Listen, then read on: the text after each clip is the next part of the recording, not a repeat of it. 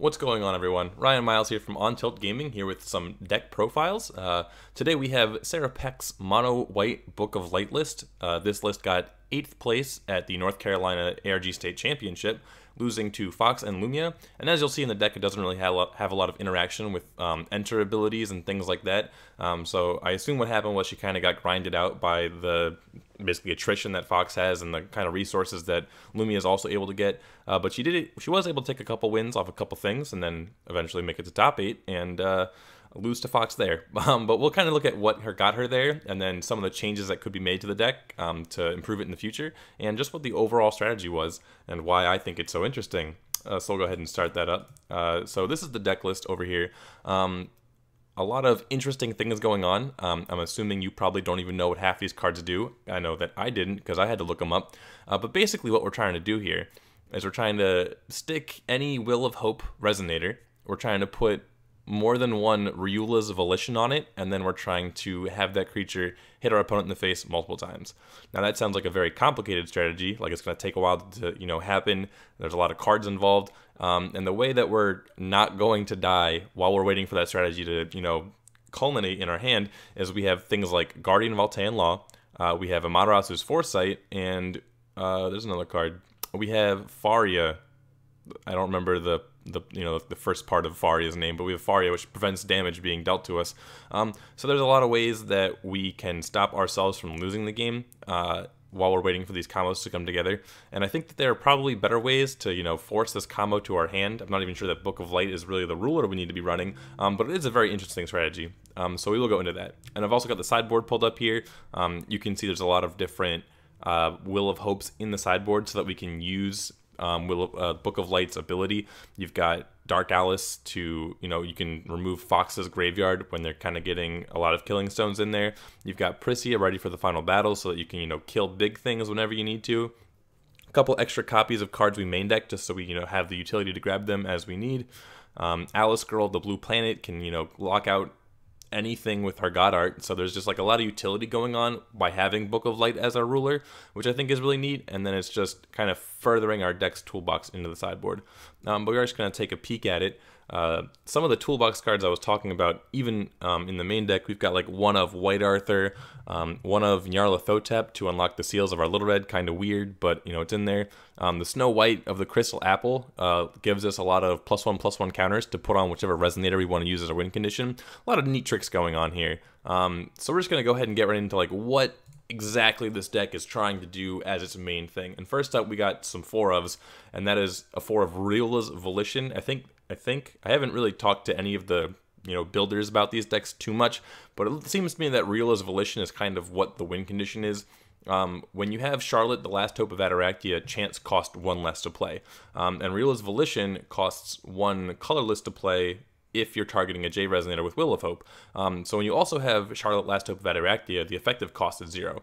And giving a Resonator, or a J Resonator, obviously not a J since you're Book of Light, but if you give a Resonator +8/+8 barrier and flying for 0 mana, that's really not that bad of an ability, so that's kind of the goal. That's what we're trying to do, is we're trying to do Ryula's Volition on something for 0 mana, and then we're trying to do it multiple times in a turn for 0 mana, and then, try and untap it with Manifestation of Power. And that's kind of our overall win condition. So how are we getting there? What is the overall goal here?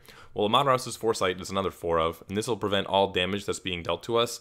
Prissia is still something that kind of exists. I'm assuming that when Sarah built this deck, she was really thinking about aggressive decks being in her meta, because she has so much hate for battle damage and not really a lot of hate for control type decks.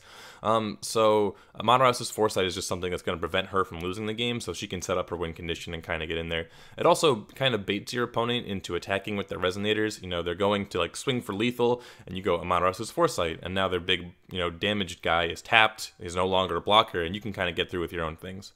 Another 4 of Guardian of Altean Law. Like I said, Prissia is still something that I assume this deck was kind of beat to built.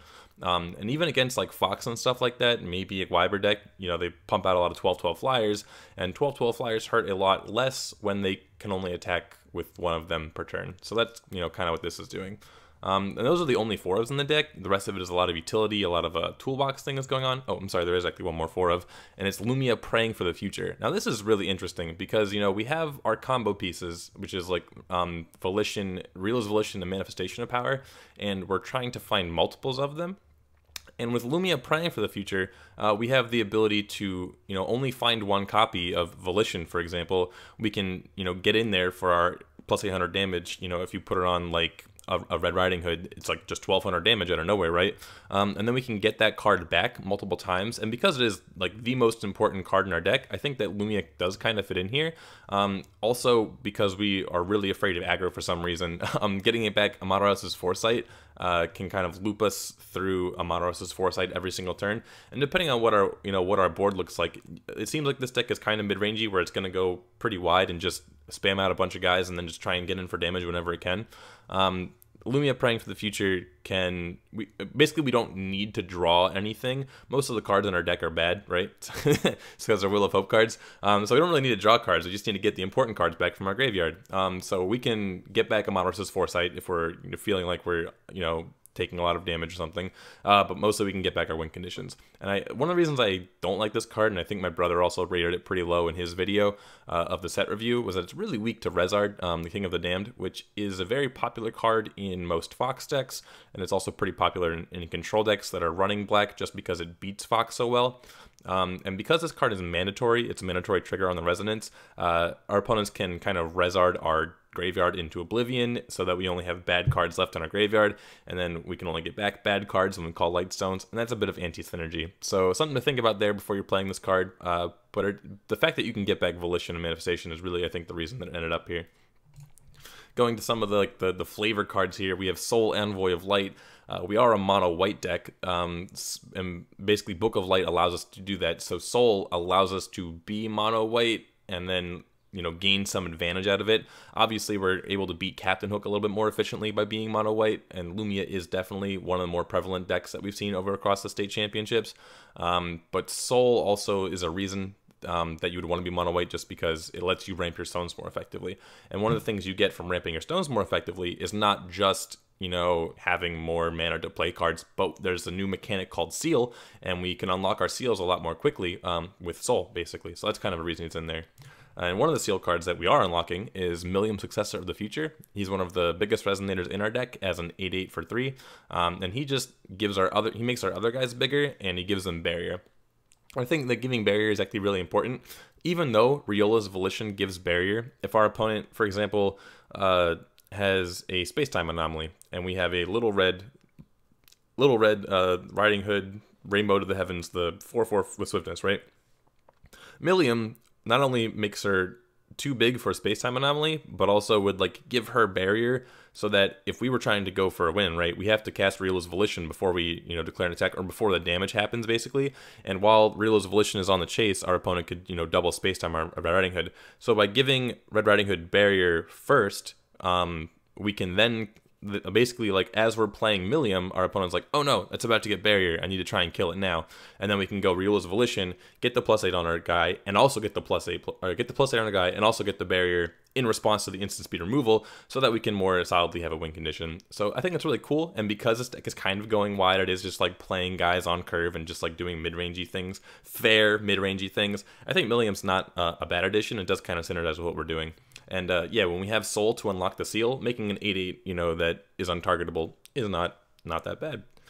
And the last card I kind of want to talk about is Red Riding Hood, Rainbow to the Heavens. So what I think is really cool about this card is that when we have Soul in our deck, we are able to play Soul on turn 2, call a mono white stone, and then we can play Red Riding Hood with that white stone that we just got, and then because we have 3 stones, the seal is unlocked. So that's a cheap 400 damage flying in the air on turn 2, which, you know, comes up later if we're trying to chip through our damage for a win.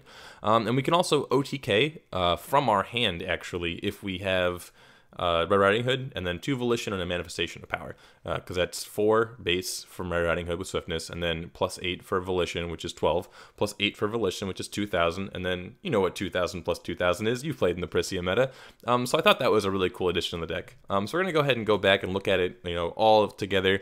We've also got 1 Severing Winds. Personally, I think that should be a 4 of, but you know, we're just gonna take a look at what it is. 2 Class G tanks. Oops. White Arthur, and then a bunch of things that just say, I don't want to take any damage. And then, of course, the Charlotte Last Hope of Ataraxia, which synergizes with our Amateros's Foresight, and most importantly, with our Realist Volition. So we can kind of tell what our win condition is here. We're just trying to make a guy Voltron and then hit them in the face for as much damage as possible. But it seems to me that maybe being mono white isn't exactly the correct way to do this. As you know, as we were talking about, Serra did end up losing to Fox and Lumia.